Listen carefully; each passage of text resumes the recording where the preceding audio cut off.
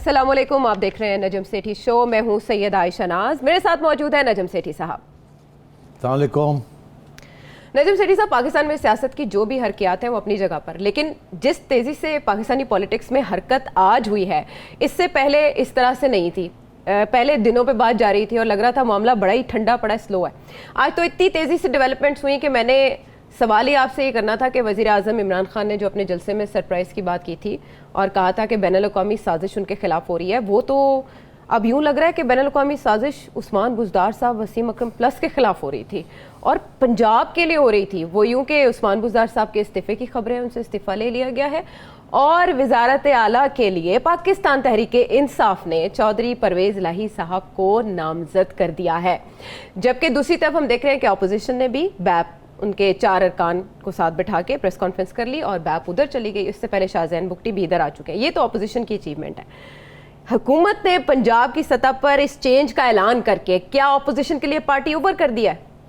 नहीं, पार्टी कहाँ ऊपर हुई है। पार्टी तो मेरे हिसाब से तो गवर्नमेंट की हो गई है। अब वक्त की थोड़ी देर है। मैं लेट मी एक्सप्लेन।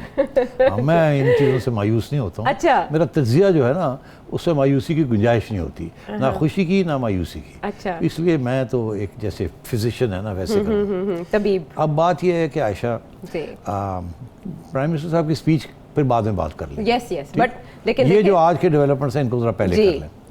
देखिए, सुबह तक तो ऐसे था कि जब 4-5 बजे के करीब असेंबली के अंदर वोट ऑफ नो कॉन्फिडेंस की रेजोल्यूशन मूव हो गई और किसी प्रॉब्लम नहीं हुआ वहाँ किसी किस्म का, बड़ी स्मूथली सारा कुछ हो गया।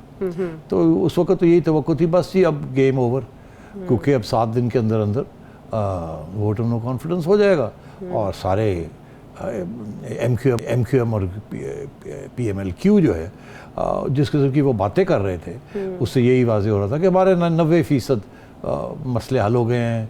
और जिस किस्म की बातें परवेज़ इलाही साहब ने इमरान खान के बारे में की थी कि नैपीज़ और ये वो वाला, तो उसके बाद गुंजाइश नहीं रहती थी कि इस किस्म की बातें करके और आप फिर ना इमरान खान साहब इनको याद करें या ये इमरान खान साहब के करीब जाएँ।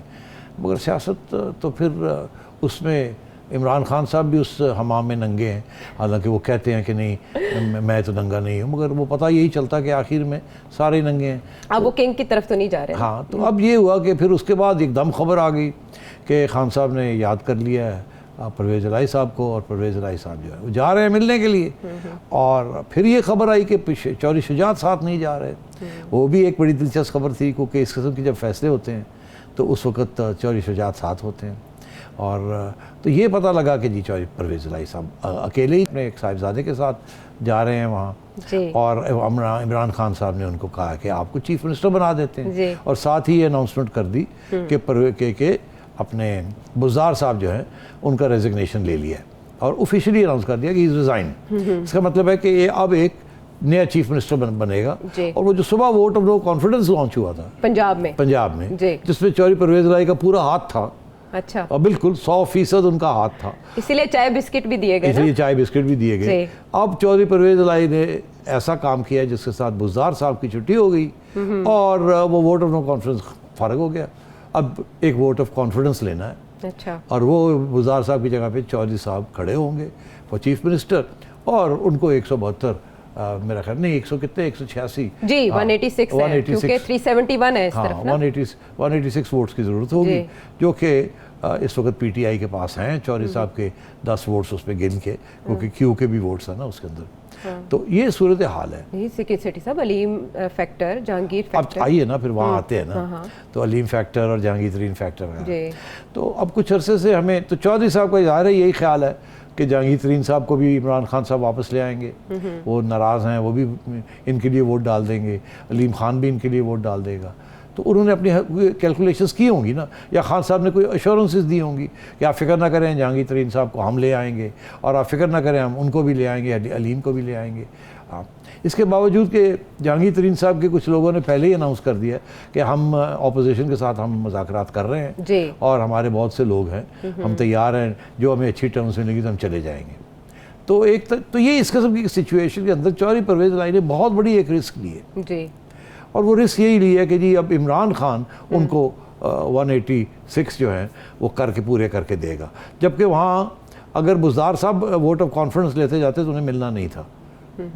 बिकॉज वहाँ बगावत हुई हुई है पंजाब तो खुले आम कह खुले आम बगावत हुई हुई है। तो अब वो बगावत क्या ख़त्म हो जाएगी, चौधरी साहब के खिलाफ नहीं चलेगी। तो या ये सबका ये सोच है कि चौधरी साहब खुद मिल के और इमरान खान मिल के ये वो सब लोगों को वापस ले आएंगे, कुछ ना कुछ दे देंगे सबको। अच्छा, अब ये एक कैलकुलेशन है। तो अगर ऐसे होता है तो क्या होगा? फिर मैं आता हूँ कि ऐसे होगा नहीं। मगर पहले मैं कहता हूँ अगर ऐसे होता है, चौधरी परवेज़ इलाही जो है उनको जहांगीर तरीन, अलीम खान और बाकी भी रेबल्स हैं वहाँ पीटीआई के जो लोग भागना चाह रहे हैं वहाँ से, अपोजिशन के साथ बात कर रहे हैं, सपोज सारे को सारा ठीक हो जाए और चौधरी साहब को वोट ऑफ कॉन्फिडेंस मिल जाए तो चौधरी साहब चीफ मिनिस्टर बन जाएंगे। ठीक है, ओके। अब आइए इस्लामाबाद, बिकॉज इसका तल्लुक इस्लामाबाद जाहिर है यहाँ सेटल करना, उधर सेटल करने के लिए है जी। अब आइए वहाँ, अब चौधरी साहब अगर इधर आ गए हैं तो चौधरी साहब 5 वोट्स दे रहे थे अपोजिशन को, उनको 172 की ज़रूरत थी वहाँ, उनके पास ऑलरेडी 162 थे, ठीक। और चौधरी साहब 5 दे रहे थे और MQM 7 के साथ अभी ये 12 अगर उनको मिल जाते तो उन्हें फिर किसी पीटीआई के किसी बंदे की क्रॉस करने की ज़रूरत नहीं थी, ठीक। तो अब हुआ ये कि इमरान खान ने 5 तो ये तोड़ लिए। 5 तोड़ लिए? नहीं, मेरा मतलब है मैं अभी कह रहा हूँ ना कि माने ना आर्ग्यूमेंट के लिए चले गए जी, ठीक। तो ये तो लॉस हो गया ऑपोजिशन को। अब रह गए MQM के साथ जी। अगर MQM के साथ इधर आ जाते हैं वापस, मतलब जरदारी साहब उनके साथ डील कर लेते हैं तो ऑपोजिशन के पास फिर 7 मिल गए, ठीक है। तो 162 ऊपर से BAP आ गई है उनके पास, 4 BAP के बन गए, एक बुगटी साहब आ गए, एक भुटानी साहब आ गए, 167 पे तो वो पहुंचे हुए हैं। अगर ये 7 उनको MQM के मिल जाते हैं तो वो 184 हो जाते हैं, वो कामयाब हो जाएगा वोट ऑफ नो कॉन्फिडेंस और शहबाज शरीफ साहब प्राइम मिनिस्टर बन जाएंगे। तो बात ये है 174 से 172 चाहिए ना, तो 174 हो गए और उससे वो वोट ऑफ नो कॉन्फिडेंस कामयाब हो गया और वो शहबाज शरीफ साहब फिर आगे बन जाएंगे ना। यही कह रहे थे जरदारी साहब। अब कुछ बातें लोग ये कह रहे हैं आयशा के परवेज़ इलाही साहब पे 5 जो हैं उनमें से 3 शायद अभी भी मिल जाएं अपोजिशन को, परवेज़ इलाही और मुनिस इलाही एक तरफ और चीमा साहब जिन्होंने ऑलरेडी अनाउंस परवेज़ इलाही नेशनल असेंबली में तो नहीं है ना, तो उधर सिर्फ मुनिस इलाही है। मुनिस इलाही और तारिक बशीर चीमा है, तारिक बशीर चीमा, लेकिन वो इनके साथ नहीं है। और 2 एक शौजात साहब का साहिबजादे हैं, एक उनके भाई साहब है और एक सालिक हुसैन है। तो ये 3 प्लस एक खातून है जो कि रिजर्व सीट्स में है। तो आप समझिए कि वो खातून जो रिजर्व सीट्स वाली है उनको परवेज़ इलाही साहब अपने पास ही कन्विंस कर लेते हैं। अभी जो बात चल रही है वो ये चल रही है कि चीमा साहब तो छोड़ गए जी, वो अनाउंस कर गए, वो तो उधर चले गए, 168 हो गए, वजारत से इस्तीफा देके उधर चले गए। अब उनको और 4 की जरूरत है। अगर ये जो 2 भाई हैं, फर्स्ट कजन एंड भाई सालेक एंड हुसैन, अगर ये चले जाते हैं उधर बिकॉज वो नाराज़ हो गए हैं, वो घर छोड़ के चले गए चौधरी परवेज़ इलाही का। और इस वक्त चौधरी शुजात जो हैं वो हमेशा से यही कह रहे थे कि चौधरी परवेज़ इलाही को समझा रहे थे कि तुम्हारी सियासत अब ख़त्म होने जा रही है, अब मेक वे फॉर द यंगज, और ये इमरान खान फारग हो रहा है तो तुम इनके साथ खड़े होने की अब ज़रूरत नहीं है। तो अगर वो 2 जो हैं वो चौधरी साहब परवेज़ इलाही को छोड़ देते हैं तो उधर चले जाते हैं तो फिर 170 बन जाते हैं, फिर 2 की ज़रूरत रह जाती है, ठीक। तो मैं ये कह रहा हूँ कि ना इधर के कोई रहेगा ना उधर का कोई रहेगा। आखिर में अगर ये MQM और GDA 3 उनके हैं, 7 MQM के हैं, 5 चौधरी साहब के, ये सारे के सारे इमरान खान के साथ रहे, ये नहीं जाते तो फिर ऑपोजिशन को 10-12 लोगों की जरूरत पड़ेगी। वो कहाँ से आएंगे? 162 प्लस 12 174। इस वक्त उनका कहना ये है कि हमारे पास 27 ऐसे लोग हैं जो PTI के लोग हैं जिन्होंने हमें वादा किया है कि हम आ जाएंगे। अब 27 में से आधे भी आ जाएं, वो जो कि सिंध हाउस में चले गए थे खुल के उन्होंने बात की है जी। अगर उनमें से आधे भी चले गए, 13-14 कर लें, 13 कर लें तो फिर भी वोट ऑफ नो कॉन्फिडेंस कामयाब हो जाएगा, ठीक है। अलबत्ता फिर ये होगा कि वो जो उनकी ज़रूरत पड़ जाएगी ना कि आप आ जाए आप, ठीक है, तो फिर ये होगा कि वो D-सीट हो जाएंगे, वो D-सीट हो जाएंगी। ऑपोजिशन उनको कह सकती है फिक्र ही कोई नहीं, आप D-सीट हो रहे हैं, नो प्रॉब्लम, आपका वोट तो काउंट होगा, जो कि मेरा ख्याल है जो सुप्रीम कोर्ट का फैसला आएगा वो यही आएगा कि वोट काउंट होगा, डी सीट हो जाएंगे, डिस्क्वालीफाई नहीं होंगे, मेरा ख्याल है। और अगर अपोजिशन गवर्नमेंट चाहती है डिस्क्वालिफिकेशन हो फॉर 5 years और 10 years और लाइफ, तो उसके लिए तो कानून को तब्दील करें। मेरा ये ख्याल है कि इस किस्म का फैसला आएगा। ठीक है। तो वो जब डी सीट हो जाएंगे तो वो अगली इलेक्शन जीत, अगली इलेक्शन तो वैसे ही जल्दी आ रही है, उनको तो पहले ही वादा किया हुआ कि आपको सीटें नून लीग की मिलेंगी या पीपल्स पार्टी की मिलेंगी या आपके खिलाफ अपने कैंडिडेट्स नहीं खड़े करेंगे, तो वो तो कोई इशू नहीं है, वो रिज़ाइन कर दें जी, रिज़ाइन करने के साथ उनके वोट्स गिर जाते हैं या क्रॉस ओवर कर ले, इनके वोट्स बढ़ जाते हैं ऑपोजिशन के। तो मैं ये समझता हूँ किसी सूरत में भी vote of no confidence fail नहीं होगा। अगर vote of no confidence fail नहीं होता इस्लामाबाद में जी, तो उसके बाद आप समझें कि चौधरी परवेज इलाही बन गए चीफ मिनिस्टर पंजाब में। हाँ, आप समझें कि परवेज शहबाज शरीफ साहब वज़ीर आज़म बन गए, ठीक है, तो फिर क्या होगा? आपका ख्याल है परवेज इलाही साहब 10 दिन काट सकेंगे फेडरल गवर्नमेंट जो वसाइल फेडरल गवर्नमेंट के पास होते हैं, मिनिस्ट्रीज के, गवर्नरशिप्स के, फलाने के, ढिंगड़े के? आपका क्या ख्याल है? ये MQM जो है ये इमरान खान से गवर्नरशिप लेगी और उधर शहबाज शरीफ प्राइम मिनिस्टर बन जाएगा। शहबाज शरीफ ने पहले तो प्रेसिडेंट पाकिस्तान को निकालना है, उसके बाद उन्होंने गवर्नरशिप्स जो इधर उधर हुई हैं उनको निकाल देना। तो ये जाएंगे कहाँ? जिसके पास फेडरल गवर्नमेंट होती है ना वो बड़ी तगड़ी होती है। परवेज इलाही 10 दिन नहीं काट सकेगा पंजाब के अंदर, MQM 10 दिन नहीं काट सकेगी गवर्नरशिप लेके सिंध की, अगर फेडरल गवर्नमेंट और सिंध की गवर्नमेंट उसके खिलाफ है। और सिंध की गवर्नमेंट जरदारी साहब और फेडरल गवर्नमेंट शहबाज शरीफ साहब दोनों मिल गए हैं, ना MQM के लिए कोई रास्ता है, उनको भी फेडरल गवर्नमेंट और सिंध गवर्नमेंट के साथ चलना पड़ेगा। और परवेज इलाही साहब 10 दिन नहीं गुजारेंगे ये जहांगीर तरीन ग्रुप और ये फलाना, all Shahbaz Sharif has to do is say to Jahangir Tareen group, अपना बंदा लाए जी, उसको लाए, निकाले इनको। अच्छा, हो गए चौधरी साहब, हो गए, छिक्का out of the ground.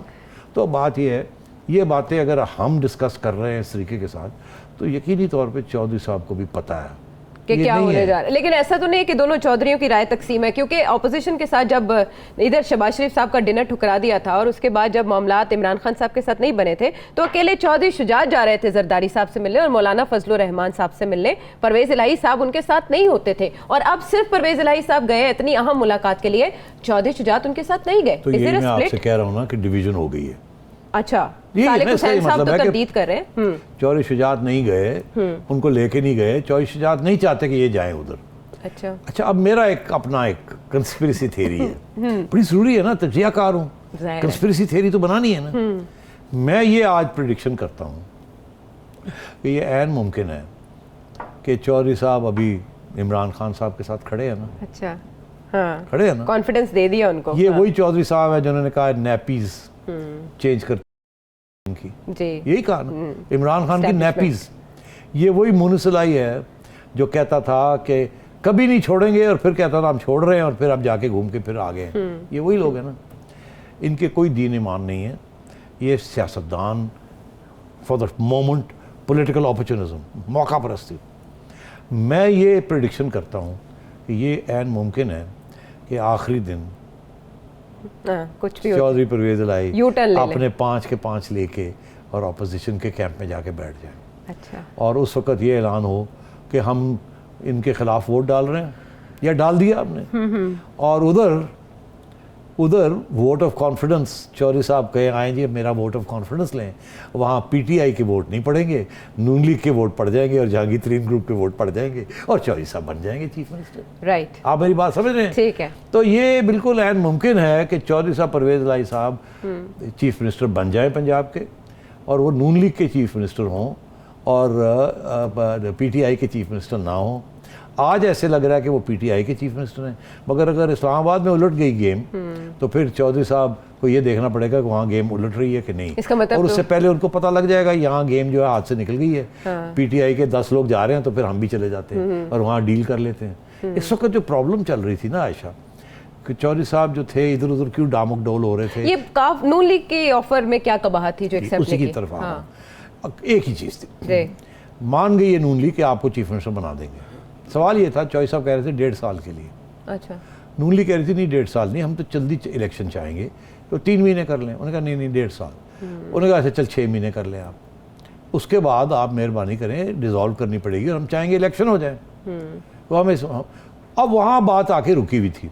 Chaudhary Parvez इलाही कह रहे थे अब इस्लामाबाद में इलेक्शन करा लें, डिसॉल्व करके शहबाज शरीफ को कहिए कर देगा, मुझे रहने दें यहाँ 1.5 साल ताकि मैं कोई पैप पाँव जमा लूँ। और आप फिक्र ना करें, आपके सारे लोग मेरी टीम के अंदर होंगे, मिनिस्टर्स होंगे, आप डेवलपमेंट फंड्स मिलेंगे, आप जाके ये करें वो करें। आप फिक्र क्यों करते हैं इस बात का?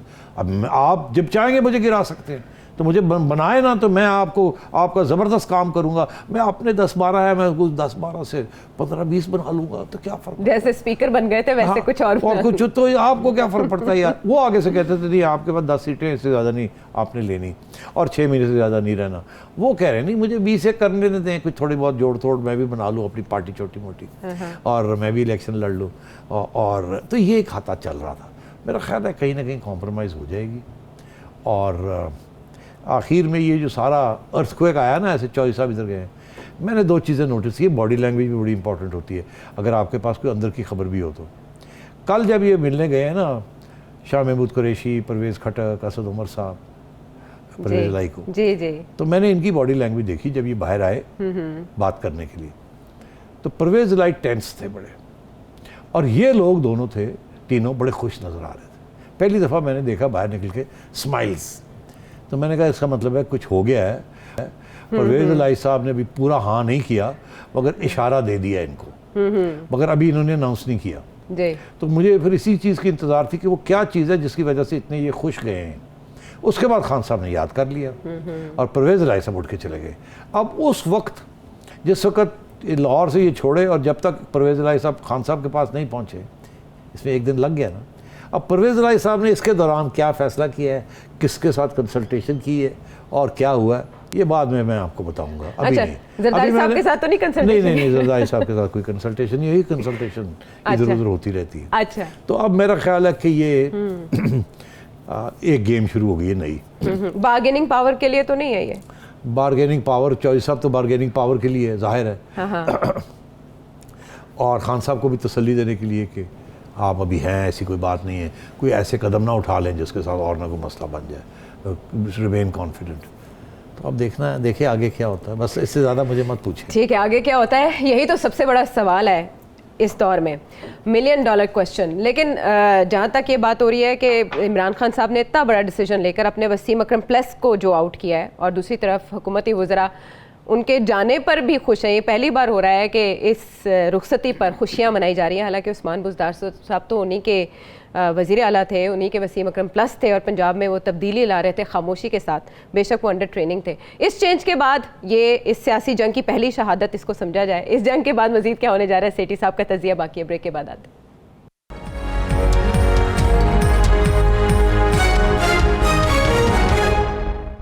Welcome back to the show. Surprise का सीज़न है, अदम एतमाद का सीज़न है, हर तरफ से अदम एतमाद की खबरें आ रही हैं। बहरहाल ऐसे में जो अपोजिशन को बड़ा सरप्राइज़ मिला, तो अब मैं परवेज़ इलाही साहब को वज़ीर आला पंजाब परवेज़ इलाही कह के आगे बढ़ती हूँ। ना रुक जाओ यार, क्यों सेठी साहब, इतनी जल्दी क्या है? जल्दी क्यों नहीं है, इतना बड़ा अपसेट है ये अपोजिशन। मैंने अभी आपको एक्सप्लेन किया है ये नंबर्स गेम जी। पहले मैंने कहा कि चौधरी परवेज़ इलाही शायद आखिर में यू टर्न ले लें, फिर मैंने ये आपसे ये कहा है कि चौधरी परवेज़ इलाही अगर बन भी जाते हैं तो उनको रहने नहीं दिया जाएगा, शहबाज शरीफ साहब नहीं रहने देंगे उनको। मगर एक बात रह गई थी जो कि फिर अब आप फिर उनको चीफ मिनिस्टर बनाने में तुली नहीं है, तो खुशियाँ मनाई जा रही हैं। बात ये है जी कि अगर चौधरी परवेज़ इलाही वोट ऑफ कॉन्फिडेंस लेने जाएंगे पीटीआई के साथ मिलके, खान साहब के वोट के साथ, तो आपका ख्याल है नवाज शरीफ साहब चुप करके बैठे रहेंगे? वो उसको अपना कैंडिडेट नहीं पुट अप करेंगे? जाहिर है उन्होंने ऑफर नहीं ली तो फिर वो अपना कैंडिडेट देंगे ना, करेंगे ना जी। तो वो फिर ये कहेंगे कि ठीक है जी, अलीम खान साहब आ जाइए, जहांगीर तरीन साहब के वो लोग जो खुश नहीं है परवेज़ इलाही के साथ या इमरान खान के साथ, आइए हमसे बात करें। उधर क्यों जाते हैं आप, इधर आ जाएं हमारे पास, और हम तो आपको बताएं क्या लेना देना, क्या लेना देना है। तो मैं आपसे ये कह रहा हूँ, बहुत से ऐसे लोग हैं जो चौधरी परवेज़ इलाही को नहीं मानेंगे एज चीफ मिनिस्टर, और वो जहांगीर तरीन साहब के आधे लोग कम अज़ कम वो परवेज़ इलाही को वोट नहीं देंगे। नहीं, मैं आपको बता रहा हूँ। और पीपल्स पार्टी तो ज़ाहिर ही नहीं देगी। अच्छा, हालांकि वो तो कैसे देंगे? अरे भाई नहीं, वो तो अब इमरान के साथ चला गया ना परवेज़। और ऐसे में पीपल्स पार्टी पीपल्स पार्टी तो ऑपोजिशन के साथ है ना यार, नवाज के साथ है। अच्छा, लेकिन माजी का रेफरेंस दे रही हूँ। नहीं यार, छोड़ पूरे माजी, थोड़ा हम गल करो। माजी पुराने दुश्मन दोस्त बन चुके हैं अब, इकट्ठे मिलके उड़ा रहे हैं इमरान खान को, क्या बात कर रहे हैं। ठीक है, तो इसलिए आयशा, परवेज़ इलाही साहब का ख्याल है कि उनको वोट मिल जाएगा ऑफ कॉन्फिडेंस, और वो लीडर इलेक्ट हो जाएंगे और इमरान खान उनको डिलीवरी दे देगा। यकीनी तौर पे ऐसे शायद ना हो, उनको भी शायद ये इस बात का एहसास हो कि इतना आसान नहीं होगा उनका चीफ मिनिस्टर बनना। अगर मियाँ साहब ने अपना फ़ैसला कर लिया है कि परवेज़ इलाही को फिर नहीं बनने देना, और जरदारी साहब ने कहा ठीक है, फिर तो धोखा किया तो फिर ठीक है, तो ये जो PTI के MPAs हैं वो भी फिर अवेलेबल है ना। क्या बात कर रहे हैं आप? जहांगीर तरीन के भी पीपल अवेलेबल हैं, अलीम खान का ग्रुप अवेलेबल है। They will not vote for Pervez Elahi. वो तो आपने देखा कि अलीम खान साहब तो बनना चाह रहे थे चीफ मिनिस्टर जी पंजाब के, और परवेज़ इलाही साहब ने इमरान खान को ये कहा था कि सवाल ही पैदा नहीं होता कि अलीम खान को आप बुज़दार हटा के तो अलीम खान को कहा हमें बुज़दार ज़्यादा सूट करता है। हाँ, हमें या बुज़दार रहने दें या मुझे बनाएं। तो वो तो बड़ी क्लियर है वहाँ डिविजन्स क्या हैं, बड़ी एम्बिशंस है वहाँ। जहांगीर तरीन साहब का भी ग्रुप है और अलीम खान साहब के भी 3-4 लोग हैं जो कि, और एक ज़माने में एस्टेब्लिशमेंट का भी सपोर्ट था अलीम खान साहब। तो इसलिए मैं समझता हूँ कि अभी आप उनको चीफ मिनिस्टर साहब ना ही कहें तो बेहतर है। ठीक है, अभी वो वक्त नहीं आया। अच्छा ठीक है, यानी जैसे वहाँ अदम एतमाद पे बादल छाए, इधर भी अदम एतमाद के बाद आगे बादल छाए। उस्मान बुज़दार साहब अदम एतमाद के जद में आके इस्तीफ़ा दे गए। अब ज़रा आगे बढ़ते हैं, और बड़ी कंसर्न की बात है इमरान खान साहब ने 27 मार्च के जलसे में जो कही कि जुल्फ़िकार अली भुट्टो जैसी आलमी साजिश उनके खिलाफ की जा रही है।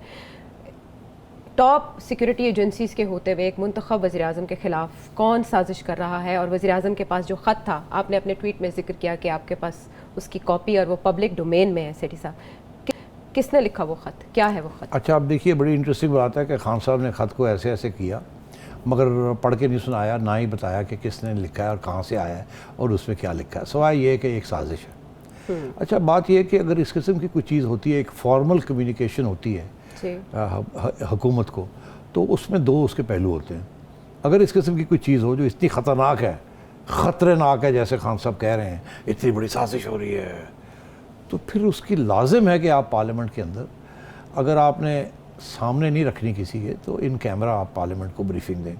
और अगर आप सारी पार्लियामेंट को ब्रीफिंग नहीं देते तो पार्लियामेंट की एक डिफेंस कमेटी है, क्योंकि ये तो रियासत का मामला है, वहाँ उनके आगे रखनी पड़ती है ये सारी बात, तो ये छुपाई नहीं जा सकती। तो खान साहब छुपा किस बात की दे रहे हैं? दूसरी बात ये कि जो हमारी डिफेंस इस्टेब्लिशमेंट है उनसे क्यों छुपाई जा रही है? उनसे भी छुपाई गई है। हाँ, शेख रशीद साहब कह रहे हैं उनके इल्म में नहीं है। ज़ाहिर है वज़ीर दाखिला है, वो वज़ीर दाखिला को नहीं पता, हाँ। ISI को नहीं पता जी। तो ये किस किस्म की थ्रेट है पाकिस्तान की रियासत को, कि रियासत के जो लीडर्स हैं और सरबराह हैं उनको आप बता ही नहीं रहे हैं कि थ्रेट किस किस्म की है। तो फिर 2-3 सवाल खड़े होते हैं।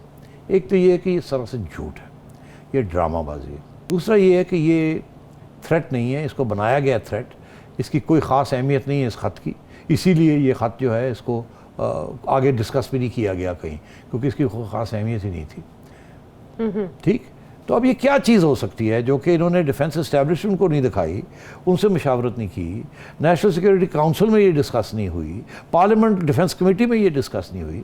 ये क्या चीज़ है इतनी बड़ी थ्रेट जो वो ऐसे ऐसे करके घुमा रहे हैं, और सारे बड़े स्टेक होल्डर्स जो हैं रियासत के, किसी को इन्वॉल्व नहीं किया जा रहा, और जमहूरियत के जो प्लेटफॉर्म्स हैं वहाँ डिस्कस नहीं किया जा रहा। तो ये क्या चीज़ है? क्या चीज़ है? क्या अच्छा, तो अब आइए मैं आपको बताता हूँ ये है क्या। इसीलिए मैं समझता हूँ कि ज़्यादती की है खान साहब ने हमारे डिफेंस इस्टेब्लिशमेंट के साथ, हमारी पार्लियामेंट के साथ, हम सब के साथ इस किस्म की झूठ बोला उन्होंने, और ये अब एक्सपोज हो जाएगा। बिकॉज मैं आपको ये बता दूँ, ये जो सो कॉल्ड ख़त है ना, ये अब आएगा, लीक होगा ये।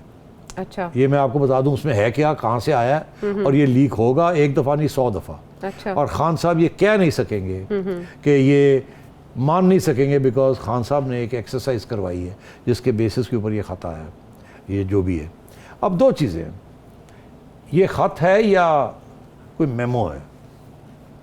देखिए, अगर कोई बाहर की रियासत आपको कुछ लिखती है तो वो ख़त है, वो एक कम्युनिकेशन है, वो एक फॉर्मल रिकॉर्ड है उसका। अगर कोई धमकी वमकी जब कोई देता है ना, तो वो अनऑफिशियली मिलती है आपस में बैठ के। जैसे मुशर्रफ साहब के ज़माने में वहाँ के सेक्रेटरी ऑफ स्टेट साहब ने कहा था, you are either with us. और ये लिखत पढ़त में नहीं आती ये चीज़ें, डिप्लोमेसी में कभी लिख के थ्रेट नहीं दी जाती। अगर कोई थ्रेट दी जाती है, इनडायरेक्टली दी जाती है, या फिर किसी कानून के ज़रिए, या कि सेनेट जो है वो कहती है हमने ये कानून पास कर दिया, सैंक्शंस कर दिए, ये थ्रेट है। मगर ऐसे नहीं होता कि स्टेट डिपार्टमेंट इनको लिखे आप ये करें नहीं तो हम ये कर देंगे। ऐसे कभी दुनिया में नहीं हुआ कि लिख के कोई थ्रेट दे। कानून के ज़रिए थ्रेट होती है बिकॉज वो पार्लियामेंट का सिलसिला है, या 1-on-1 पे कि अगर आप ऐसे नहीं करेंगे तो फिर हम मजबूर हो जाएंगे, ये वो जिसका रिकॉर्ड नहीं रखा जाता ठीक है, ये थ्रेट आई है। अब यहाँ ये कह रहे हैं इनको थ्रेट आई है। अब वो थ्रेट किसी फॉरेन मुल्क ने तो नहीं दी। अच्छा, अब अभी हाल ही में एक बड़ी इंटरेस्टिंग चीज़ हुई थी आयशा, कि यूरोपियन यूनियन के एम्बेसडर्स ने एक ख़त लिखा था फॉरेन ऑफिस को कि प्राइम मिनिस्टर साहब आपके जो रूस गए हैं इन हालात में ये मुनासिब नहीं था। आपको याद है यूक्रेन के मामले पे हिमायत का कहा था कि ऐलान करें। हाँ, हमारी हिमायत करें, ये आप क्या कर रहे हैं। रशिया की मजम्मत है। और खान साहब ने एक दफ़ा नहीं 2-3 दफ़ा इसका हवाला दिया है कि ये होते कौन है हमें ये कहने वाले। बिल्कुल। और इंडिया को क्यों नहीं कहा, हमें क्यों कह रहे हैं, और ये बिल्कुल डिप्लोमेसी के ख़िलाफ़ है कि आप ये हमें इस किस्म के ख़त लिखें। और ये फिर उन्होंने मीडिया में भी लीक कर दिया। तो या तो ये उसी ख़त का हवाला दे रहे हैं, क्योंकि वो एक कम्युनिकेशन आई है जिसको आप कह सकते हैं कि उसके अंदर कुछ ऐसी चीज़ें लिखी हैं जो कि आप कह सकते हैं कि यार ये तो धमकी है, आप क्योंकि हम आपसे तजारत करते हैं, GSP प्लस है, ये धमकी है जी, ठीक। मगर या तो वो चीज़ है, मगर वो तो पब्लिक में आ चुकी है, वो तो कुछ सीक्रेट नहीं है, उसके ऊपर तो आपने ऑलरेडी तबसरा कर दिया। तो वो जो निकाल के करना, ऐसे करना, अगर तो वही चीज़ है तो उसको तो फिर नाइदर है नो दे जी। तो अगर वो चीज़ नहीं है तो फिर क्या चीज़ है। तो मैं आपसे ये कहूँ एक और चीज़ हो सकती है। अब मैं इधर ही छोड़ना चाहूँगा इस चीज़ को। आप ज़्यादा मुझे ना पूछिएगा। अच्छा, चिड़िया की कुछ खबरें ऐसी होती हैं जिनको छोड़ देना चाहिए हमें। ठीक है सेठी साहब। खान साहब ने एक एक्सरसाइज करवाई थी। अच्छा, एक एक्सरसाइज करवाई थी कि अगर हमारे तल्लुकात अमेरिका के साथ ख़राब हो जाते हैं तो हमारे किस किस्म के प्रॉब्लम्स आ सकते हैं। अच्छा, अगर हम अमेरिका को आंखें दिखाएं, अमेरिका के साथ ये करें, अमेरिका के साथ वो करें जी, जिस किस्म की वो बातें कर रहे हैं, हाँ, तो ये बताया हमारा कितना नुकसान हो सकता है। एक इंटरनल एक्सरसाइज करवाई थी। ठीक है, एक असेसमेंट ले ली उन्होंने। एक असेसमेंट ली थी, मैं नहीं बताऊंगा कहाँ से ली थी। अच्छा। मुझे पता है, मगर मैं इतना कहूँगा आपको कि एक उन्होंने इंटरनल पाकिस्तान गवर्नमेंट के अंदर से कहा कि जी असेसमेंट करें आप। वो उन्होंने 2 पेज का, एक किसी ने 2 पेज का एक ब्रीफ नोट बना दिया कि देखिए पहले जब हमारे साथ ये हुआ, एक वक्त हमारे तल्लुकात ख़राब हो गए थे, ये इस वक्त अच्छे थे तो ये था, ख़राब थे तो ये सैंक्शन लग गई थी, प्रेसिडेंट अमेंडमेंट आ गई थी, ये हो गया था, वो हो गया था, ट्रेड कट ऑफ हो गई थी, लड़ाई झगड़े हो गए थे। उन्होंने एक पॉइंट वाइज मेमो बना दिया कि ये कर सकता है अमेरिका, ये कर सकता है अमेरिका, ये कर सकता है अमेरिका, ये कर सकता है। डिपेंड करता है कितने हमारे तल्लुकात ख़राब होते हैं उनके साथ। ये उनके पास हथियार हैं, इसके अंदर FATF भी आ जाता है, IMF भी आ जाती है, और भी 1-2 शायद चीज़ें आ गई हों। मेरी बात समझ रहे हैं आप जी। वो एक इंटरनल असेसमेंट है, ठीक है, फ्यूचर की, कि अगर हमारे तल्लुकात ख़राब होते हैं तो क्या अमेरिका के साथ, तो हमें अमेरिका क्या नुकसान दे सकता। अच्छा। क्योंकि खान साहब आजकल एंटी अमेरिकनिज्म चला रहे हैं ना, पॉपुलर, उनको ये भी फिक्र था कि ज़्यादा ही ना मैं आगे निकल जाऊं और फिर मुल्क का नुकसान हो जाए, तो ज़रा पता तो कर ले क्या क्या हो सकता है। अच्छा, तो सेठी साहब ये बात हवा में तो रहेगी नहीं। अगर रियासत का सरबराह ऐसी बात कर रहा है, वज़ीर आज़म ऐसी बात कर रहा है, तो इस पर तो या सुप्रीम कोर्ट नोटिस लेगी, JIT बनेगी, या फिर पार्लियामेंट में उस खत को रखने का मुतालबा किया जाएगा। अब हो गया ना, अब वो तो शहबाज शरीफ साहब ने कर दिया। ओके सर, बात ये है कि तो ये सिचुएशन है। अब ये खत वत नहीं है, ये एक मेमो हो सकता है, और मेमो के अंदर ये चीज़ें लिखी हुई, ये कोई थ्रेट नहीं है, ये तो एक थ्रेट परसेप्शन है। हम खुद कह रहे हैं कि भाई हमारे साथ ये हो सकता है, ये किसी ने आपको थ्रेट नहीं दी। अच्छा। आपने एक तारीखी जायज़ा लिया है कि जब तल्लुकात किसी के साथ ख़राब होते हैं तो फिर नुकसान और फ़ायदे क्या होते हैं जी, उसको ये थ्रेट बना रहे हैं। इसीलिए ये चीज़ शेयर नहीं की गई फ़ौज के साथ, और इसीलिए डिफेंस एस्टैब्लिशमेंट के साथ शेयर नहीं की गई, ना ही पार्लियामेंट के अंदर शेयर की गई है। ये खान साहब ने एक प्राइवेटली अपने लिए एक असेसमेंट करवाई है। अब बात यह है कि आपने अभी कह दिया, शहबाज शरीफ साहब ने ऑलरेडी कह दिया है इसको रखा जाए, जो भी है इसको रखा जाए, ठीक। और अगर शहबाज शरीफ साहब की बात नहीं मानेंगे तो फिर पार्लियामेंट के अंदर शोर पड़ेगा। और ये भी मैं आपको बता दूं कि डिफेंस एस्टैब्लिशमेंट बड़ी नाराज़ है कि ये क्या ड्रामाबाजी हो रही है। हमारे तल्लुकात ऑलरेडी आपने ख़राब कर दिए हैं बहुत से मुल्कों के साथ, ऊपर से आप इस किस्म की बातें कर रहे हैं जिसके अंदर कोई बुनियाद ही नहीं है जिन चीज़ों की जी। किसी ने आपको थ्रेट नहीं किया है, आप क्यों ये कह रहे हैं कि थ्रेट हुई है? अगर हुई है तो दिखाएं हमें, हाँ, after all we are the custodians of national security, हमें दिखाया जाए। तो ये किस किस्म की आप गेमें खेल रहे हैं, अवाम के साथ भी और हमारे साथ भी और पार्लियामेंट के साथ भी। तो ये सूरत हाल यहाँ आ गई है। तो सिट साहब, इससे आगाह और कौन कौन है? फवाद चौधरी साहब भी लाइल में है, लेकिन शाह महमूद कुरैशी साहब कह रहे हैं कि उन्होंने ये थ्रेट शेयर किया वज़ीर आज़म से। और तो इसका ये मतलब है कि अगर फवाद चौधरी को नहीं पता और शाह महमूद को पता है जी, तो इसका ये मतलब है कि फॉरेन ऑफिस के अंदर से ये कोई मेमो बना है। आपने खुद ही कहा, मैंने नहीं कहा, आपने कहा कि शाह महमूद को पता है। तो शाह महमूद को पता है तो इसका मतलब है फॉरेन ऑफिस में बना है। अब मुझे से मत पूछिए किसने बनाया, पता है मुझे, मैं नहीं वेरीफाई हो गई। हाँ। तो वो ये बात आ जाएगी बाहर। अच्छा। खान साहब को बहुत बड़ी शर्मिंदगी का बायस करेगी और उन्होंने और एस्टेब्लिशमेंट को नाराज़ कर दिया, उन्होंने और पार्लियामेंट के अंदर एक प्रॉब्लम क्रिएट कर दिया, उन्होंने और एक सस्पिशंस बना दिए हैं कि पता नहीं कौन से मुल्क जो है वो हमारे साथ हमारे खिलाफ हैं, ये वो वगैरह। क्योंकि इस वक्त यहाँ खान साहब एंटी अमेरिकनिज़म को सपोर्ट कर रहे हैं। वो एक एंटी इंडिया, एंटी अमेरिकनिज़म, एक प्रो रिलीजन, ये एक पॉपुलिस्ट किस्म का नैरेटिव बना रहे हैं, बयानिया बना रहे हैं अपने आप को बचाने के लिए। ये हमेशा वो हुक्मरान करता है जब वो गिरने वाला होता है तो इस्लाम को पकड़ता है। ज़िया-उल हक ने इस्लाम को पकड़ा। एक ज़माने में नवाज शरीफ साहब बड़ा इस्लाम की बात करते थे। तो बात यह है कि जब आप फेल होते हैं सियासी तौर पर, उस वक्त आप मज़हब का सहारा लेते हैं और लोगों को गोली देते हैं। फिर एक ऐसा वक्त आता है कि उससे भी काम नहीं चलता, फिर आप ये कहते हैं कि हमारे खिलाफ दुश्मन बाहर के बैठे हुए, कंस्पिरेसी थी। अब ये एक माहौल बन चुका है यहाँ बदकिस्मती से। मगर मैं अभी भी आपसे कहूँगा कि ये माइनॉरिटी है जी। ये पहले भी माइनॉरिटी थी, इसको मेजॉरिटी बना के जिताया गया। अब जिताने वाले पीछे हट गए हैं, अब खान साहब को खुद अपने पाँव पे खड़ा होना पड़ रहा है। अब वो एंटी अमेरिकनिज़म, पॉपुलिज्म, रिलीजन, इस किस्म की चीज़ें जो हैं उसको पकड़ने की कोशिश कर रहे हैं, डूब रहे हैं। जैसे एक बंदा डूब रहा हो तो वो किसी किस्म का भी उसको सहारा मिल जाए तो वो पकड़ता है उसको, ये नहीं देखता ये है क्या, पब्लिक इम्पैक्ट क्या है इसका सिटी। तो इसलिए मैं ये समझता हूँ कि ये भी जो सारा कुछ है ये इमरान खान के ऊपर रीबाउंड करेगा। ये सारी जो कहानी है ये बाहर आएगी। अच्छा। कि ये क्या है मेमो, उसमें अंदर क्या है क्या नहीं है। अच्छा, प्रॉब्लम क्या है, अगर ये मेमो बाहर आता है तो इसमें भी मुल्क का नुकसान है, क्योंकि उसमें ये लिखा हुआ है कि अगर ऐसे हुआ तो हमारा ये नुकसान हो जाएगा, अगर ऐसे हुआ तो हमारा ये नुकसान हो जाएगा। और ज़ाहिर है उसमें कुछ मुल्कों के नाम है कि अगर ऐसे करते हैं तो ये होगा, तो ऐसे करते हैं तो ये होगा।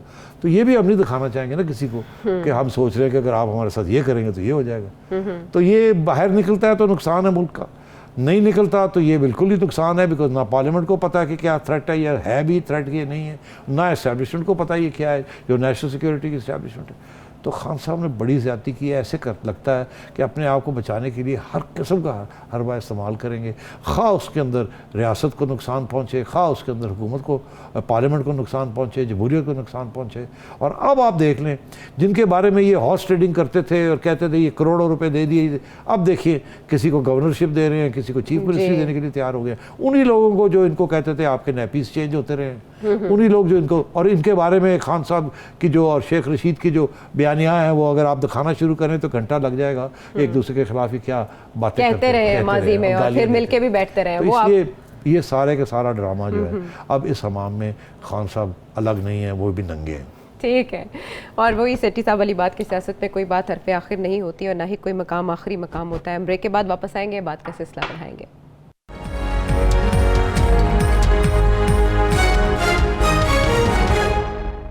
Welcome back to the show. अच्छा सेठी साहब, तशबीह दी जा रही है इमरान खान साहब के इस अंदाज को और इस बात को भुट्टो साहब के साथ, क्योंकि भुट्टो साहब ने भी कोई ख़त लहराया था, कोई धमकी उन्हें भी मौसूल हुई थी। तो इमरान खान साहब क्यों कह रहे हैं कि भुट्टो जैसी साजिश उनके खिलाफ हो रही है? हाँ, मेरा ख्याल है वो हवाला दे रहे हैं 1977 में जब भुट्टो साहब के ख़िलाफ़ एक मुहिम चल रही थी। तो उस वक़्त भुट्टो साहब ने ये कहा कि मेरे ख़िलाफ़ एक अमेरिका की कंस्पिरेसी है, अमेरिका चाहता है मुझे गिराना। और उन्होंने फिर अमेरिकन मेरे ख्याल कांग्रेस, वहाँ अमेरिकन लाइब्रेरी है, यूएस सेंटर होता था, अमेरिकन सेंटर, उसके सामने जाके उन्होंने, लोग खड़े थे वहाँ, उन्होंने एक मजमा था वहाँ, उन्होंने ख़त घुमाया ऐसे और कहा कि ये मुझे secretary of state America Cyrus Vance ने ये ख़त लिखा है और मुझे धमकी दी है। और धमकी उन्होंने ये कहा था कि हम न्यूक्लियर रीप्रोसेसिंग प्लांट बनाना चाह रहे हैं, लेना चाह रहे हैं, और वो कह रहे हैं मत लें, और मुझे धमकियाँ दे रहे हैं। तो उन्होंने ये पूरा एक बयानिया बनाया, मुकदमा अपने लिए बनाया था, ठीक है, एंटी अमेरिकनिज्म। और हकीकत क्या थी? हकीकत ये थी कि भुट्टो साहब ने जब ये इल्ज़ाम लगाया तो उस वक़्त उस ख़त में था क्या? उस ख़त में साइरस वैंस ने ये कहा था, क्योंकि भुट्टो साहब उससे पहले अपने स्पीचेस के अंदर ये कह चुके थे कि जी मेरे ख़िलाफ़ एक अमेरिकन कंस्पिरेसी है, मुझे गिराना चाह रहे हैं। उसके बाद साइरस वैंस ने इनको एक ख़त लिखा, इसमें उन्होंने कहा कि देखिए आप इस किस्म की बातें कर रहे हैं, बेहतर ये है कि आप हमारे साथ अक्रॉस द टेबल बैठ जाएं और हमारे जो डिफरेंसेस हैं उनको सॉर्ट आउट कर लेते हैं। हम कोई थ्रेट वेट नहीं दे रहे, हम सिर्फ आपके साथ बैठ के ये मामला तय करना चाहते हैं। उस ख़त में ये लिखा था कि नेगोशिएशन, मुज़ाकरात की इन्विटेशन थी।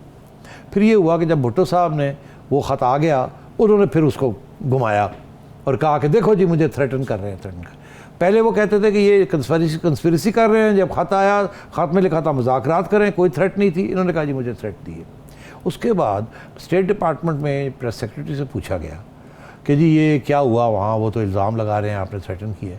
उन्होंने कहा जी बिल्कुल हमने थ्रेटन नहीं किया, हमने तो मुज़ाकरात के लिए उनको कहा है, उसके अंदर और भी बहुत सी चीज़ें थी, मगर थ्रेट का सवाल ही पैदा नहीं होता। ये अब इमरान खान साहब ये हवाला दे रहे हैं, इसका इशारा ये कर रहे हैं जैसे अमेरिका की तरफ से अब फिर एक साजिश है और एक थ्रेटनिंग ख़त फिर अमेरिका की तरफ से आया जो कि वो घुमा रहे हैं। और मैं आपको ये कह रहा हूँ कि वो किसी से ख़त नहीं आया, वो या यूरोपियन यूनियन वालों का ख़त है जिसको घुमा रहे हैं, जो कि पहली पब्लिक में आ चुका है, या वो एक इंटरनल मेमो है जिसके अंदर डिस्कस किया गया है कि अगर हमारे तल्लुकात अमेरिका के साथ ख़राब हो जाते हैं तो फिर हमें क्या क्या इक़दाम करने पड़ेंगे अपने आप करने के लिए। ये अमेरिका की तरफ से कोई थ्रेट नहीं आई और ये बात वाज़े हो जाएगी। उसकी वजह ये है कि ये अब फॉरेन कम्युनिटी, इंटरनेशनल कम्युनिटी भी नहीं चाहेगी कि ये इल्ज़ाम जो है एक तलवार की तरह उनके सर के ऊपर खड़ा रहे, लटकी रहे। इसलिए ये आज नहीं कल नहीं परसों ये डिस्कस होगी, ये पार्लियामेंट के अंदर लाना पड़ेगा इनको, ये क्लियरिटी होगी, नहीं तो मैं आपको बता दूं ये फॉरेन ऑफिस की तरफ से लीक हो जाएगा। ऑलराइट, ये लीक हो जाएगा। अगर मुझे आमिर मीर वगैरह को कुछ आइडिया है तो फिर आप समझ ही जाए, तो किसी न किसी स्टेज पे तो फिर ये हो ही जाए। तो ये इमरान खान साहब ने ये बड़ी गलत काम किया है, नहीं करना चाहिए था। ऐसे एक इशारा कर दिया जैसे कि अमेरिका उनको डिस्टेबलाइज कर रहा है और अपोजिशन साथ मिली हुई है, ऐसी कोई सूरत हाल है ही नहीं। उधर शहबाज शरीफ साहब ने जो कह दिया ना कि अगर तो साजिश साबित होगी आलमी तो वो इमरान खान साहब के साथ खड़े होंगे, इससे अच्छी ऑफर क्या होगी। इमरान खान साहब कह रहे हैं ऑफ द रिकॉर्ड बात करें तो बात कर लें ऑफ द रिकॉर्ड। अभी इमरान खान साहब के कोर्ट में है ये बॉल, लेकिन जो बॉल सुप्रीम कोर्ट के कोर्ट में है वो है सदारती रेफरेंस, जिस पर बड़े इंटरेस्टिंग आर्ग्यूमेंट हो रहे हैं कि पार्टी पॉलिसी के खिलाफ जाने पर आपको डी-सीट किया जाएगा या ताहयात नाअहल। उसमें अटॉर्नी जनरल भी अपने दलाइल दे रहे हैं, लेकिन इमरान खान साहब ने जो बात जजेस के हवाले से की कि अब ये जजेस को साथ मिलाना चाहते हैं, वो बात भी सुप्रीम कोर्ट में डिस्कस हुई और उस पर तशवीश का इजहार किया गया जज साहिबान की जानिब से। सेठ साहब क्या लगता है आपको कितना टाइम लेगा ये केस और क्या बात है? देखिए मेरा ख्याल है कि 3 चीज़ें हो गई हैं। एक तो सुप्रीम कोर्ट ने नोटिस ले लिया खान साहब ने जो इल्ज़ाम लगाया जी, और अटॉर्नी जनरल को पूछा बताएं फिर, जिसके ऊपर अभी जवाब चाहिए उनको कि ये क्यों प्राइम मिनिस्टर ऐसी बात कर रहे हैं। और किसी स्टेज पे भी कोई जज उठ के कह सकता है मैं नोटिस दे रहा हूँ उनको, अभी हुआ नहीं मगर ये हो सकता है। ये कहना कि जी सुप्रीम कोर्ट या जजेस जो हैं वो नवाज शरीफ ने ख़रीद लिए हैं और इस किस्म की बात करना, ये कोई छोटा इल्ज़ाम नहीं है, बहुत बड़ा इल्ज़ाम है, पूरे इदारे के ऊपर इसका साया आता है जी। तो एक तो ये चीज़ है और जजेस ने इसको नोट कर लिया। दूसरी चीज़ ये है कि जजेस ने पूछा है अटॉर्नी जनरल साहब को कि वो जो लोग आए थे जिन्होंने अटैक किया था सिंध हाउस को, PTI के लोग थे, उनका क्या हुआ? अटॉर्नी जनरल ने कहा जी उनको ऊपर अपने केस बनाए थे, उन्होंने बेल ले ली, वो छूट गया। उन्होंने कहा नहीं ऐसी तो कोई बात नहीं है, वो रियासत की इदारे के ऊपर, वो सिंध हाउस हमारी प्रॉपर्टी है, उसके ऊपर अटैक हुई है, तो ये छोटी चीज़ तो नहीं है, तो बहुत बड़ी चीज़ है। तो आपने कौन से उसके ऊपर सेक्शन लगाए थे और कैसे बेल हो गई? उन्होंने कहा जी वो बेलेबल ऑफेंसेस थे तो वो तो हो गया। उन्होंने कहा नहीं ये नहीं चलेगा, वो ये जिस किस्म की ये क्राइम है, ये बहुत बड़ी क्राइम है, आप मेहरबानी करें गिरफ्तार करें उनको फिर से और सही सेक्शन लगाएं और फिर हम देखते हैं कि आप आगे कैसे बढ़ना है। उनको ऑर्डर हो गया कि पुलिस को गिरफ्तार करें और सही सेक्शन लगाएं उसके ऊपर। और उधर से डिफेंस वाले जो थे, अपोजिशन वाले, उन्होंने कहा जी वो टेररिज्म है, उसके ऊपर एंटी टेररिस्ट कोर्ट में लेके जाए इनको। वो भी तो यही चाहेंगे ना कि ये सबक सीख जाए, आगे ना PTI के लोग ऐसी हरकतें ना करें। तो एक तो सुप्रीम कोर्ट ने ये भी बड़ा सख्त PTI के खिलाफ फैसला लिया। तीसरी बात जो है उन्होंने ये कह दिया अटॉर्नी जनरल साहब को, आप टाइम ज़ाया मत करें हमारा, आपने बड़े दिन खींच लिए। एक से सवाल है हमारे सामने कि ये डिस्क्वालिफिकेशन है या ये डी-सीटिंग है, और हमारे पास कोई सवाल नहीं है। हमने पहले ये इशारा कर दिया है कि वो उनको रोकना नहीं चाहिए, वो आपने वोट डालें और वोट काउंट होगा। अब आइए आप कि वोट काउंट हो गया, वो चले गए, अब उनको डी सीट करना है या डिस्क्वालीफाई करना है। डी सीट का मतलब है कि आप अपनी सीट खत्म हो गया, पार्टी से निकाल दिया, पार्टी से आपको निकाल दिया, सीट खत्म हो गई, आप जाके नई इलेक्शन लड़ें या बाई इलेक्शन में लड़ें या ना लड़ें, आपका फैसला। अगर आपको ये सज़ा होगी। डिस्क्वालिफिकेशन ये है कि उसके साथ फिर और सेक्शन लगा के गुड मुस्लिम, बैड मुस्लिम ये कर के तो आपको कितने साल के लिए डिस्क्वालीफाई करना है, 5 साल के लिए करना है, 10 साल के लिए करना है, लाइफ टाइम करना है, उसके ऊपर हम अब अपना फैसला देंगे कि ये डिस्क्वालिफिकेशन या डी सीटिंग है तो ख़त्म होगी बात, डिस्क्वालिफिकेशन है तो कितने अरसे के लिए, और बाकी जो है वोट काउंट होगा। तो अब आप जल्दी से आएँ, और कल का है, कल आपको घंटा देंगे, इससे ज़्यादा नहीं देंगे, कोई और एक्सक्यूज़ नहीं है। तो मुझे ऐसा लगता है कि सुप्रीम कोर्ट चाह रहे हैं कि ये फ़ैसला अगले 7 दिन के अंदर अंदर वो सुना दें अपनी जिस मर्जी ज्यूरिसडिक्शन में, या सुप्रीम कोर्ट बार एसोसिएशन की जो पिटिशन आई हुई है उसके हवाले से कर दें, या जो एडवाइज़री नोट है उसमें। मेरा अपना ख्याल है एडवाइज़री नोट में वो ये कहेंगे कि जी आप अगर आप इसको डिस्क्वालिफिकेशन करना चाहते हैं तो आप मेहरबानी करके कानून चेंज कर दें, आइन को तब्दील कर लें। That is our advice to you. आपको याद है इसी किस्म का फैसला आया था आर्मी चीफ की एक्सटेंशन के ऊपर। एग्जैक्टली क्या हमें कानून बड़ा क्लियर है, अगर आपने करना है इस किस्म का काम तो आप मेहरबानी करके एक कानून ले आए, आपको अमेंडमेंट की ज़रूरत नहीं है, एक कानून ले आए तो ठीक है, फिर उसके मुताबिक हो जाएगा। अभी जो कानून है उसके मुताबिक नहीं हो, रास्ता दे दिया, यहाँ भी उसको रास्ता ये देंगे कर लें। अगर रास्ता आसान नहीं है ना, वजारत कानून वो अब कॉन्स्टिट्यूशनल अमेंडमेंट करनी पड़ेगी, वो इन हालात में तो कॉन्स्टिट्यूशनल अमेंडमेंट हो नहीं सकती। तो इसलिए फैसला जो भी आएगा वो खान साहब के ख़िलाफ़ ही आएगा ये, मगर वो ऑन मेरिट आएगा, वो ऑन किसी इमोशन या किसी मॉरलिटी या उस किस्म की चीज़ों के ऊपर नहीं आएगा, वो आएगा ऑन मेरिट। ऑन मेरिट ये कॉन्स्टिट्यूशन ये कहती है, बड़ी वाज़ेह है, क्लियर है, इसलिए तो साफ़ है। आगे आप इसको कुछ और तरीके से करना चाहते हैं तो अमेंडमेंट कर लें, ये हमारी एडवाइस है आपको। मीनिंग है आपने अगर दूसरा काम किया तो फिर हमारे पास पिटिशन आएगी तो फिर हम अपनी एडवाइस खुद फॉलो करेंगे और आपका वो उड़ा देंगे। ठीक है, अभी उनको एडवाइस दे रहे हैं। ठीक है, ये स्पीड ब्रेकर्स हैं। तो ये मेरी प्रेडिक्शन है कि ये ठीक है, ये पेश गोई है कि आने वाले दिनों में ये हो सकता है, और आने वाले दिन कुछ ज़्यादा दूर नहीं है।